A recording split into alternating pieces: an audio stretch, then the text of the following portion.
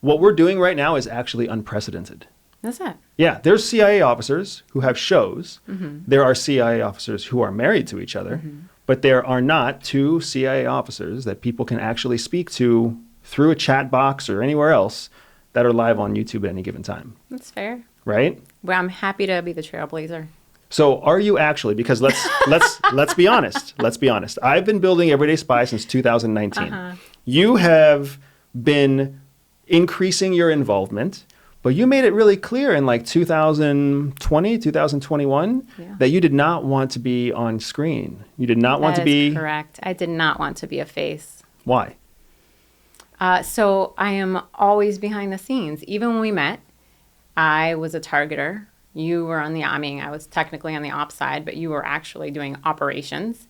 And targeters are the people who sit in the closet inside of a skiff, inside of another skiff, typing on our little computers. And I had my little earbuds in, and nobody saw my face except when I had to brief every once in a while at a meeting. So this is a really good chance, I think, to introduce the difference between our two roles at CIA, right? So let's start with you. What is a targeter? What's the publicly available definition of a targeter? So a targeter is a person who, policy makers come down with requirements, and a targeter is the one who finds the people who can fulfill those requirements. So in intelligence, it's finding the person who has access to the secret information we want. And then we use data to pull together dossiers so an operator can go out and meet that person and make them an asset for the U.S. government and get secrets. Can you give us an example that's CIA acceptable of a case where you did that? So I worked a lot of hard targets. I think the targeting that most people are probably familiar with is more war zone, DoD targeting, which the CIA also did. I mean, the CIA officers were out in the war zones too, doing the same targeting, where you are looking for a target to capture, kill.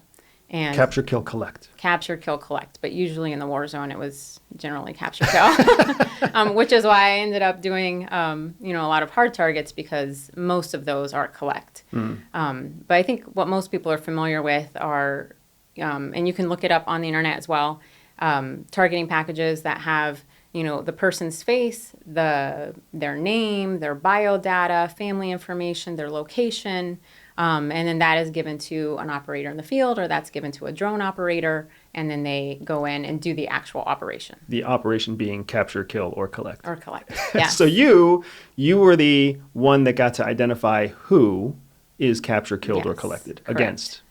Right? Yes. Yep. Fair. Okay. So, and then my role at CIA, I was what's known as a staff operations officer. Many people get that wrong. Many people get a lot of the roles at CIA wrong, because I did too when I started. There's a huge curtain between what the public thinks CIA is and what CIA actually is. So CIA is it's the central intelligence agency, which means it is the central hub of intelligence. That terminology comes from the fact that all source intelligence, all source meaning DoD intelligence, NSA intelligence, NGA intelligence, all comes through CIA for final analytical consumption and synthesizing before it's delivered to the president via the president's daily brief. Correct. That's where the central intelligence comes from. But what CIA actually does is foreign collection of human intelligence, HUMINT. Yep. Again, people don't realize that, right? NSA does all the SIGINT collection. DoD does DIA does all of the military collection. Yeah. They just feed it to us, and then our analytical workforce is what creates the product, if you will, right? So within that universe of human intelligence collection, you were a targeter targeting human intelligence sources. I was a staff operations officer building and sometimes operating to collect that intelligence. And within the world that we come from, there are other roles too. There are case officers, also known as ops officers or operations officers. There's paramilitary operators. There's special skills officers. There's linguists. There's kinetic targeters, analytical targeters, tech officers. It's a whole smorgasbord of badassery happening inside CIA.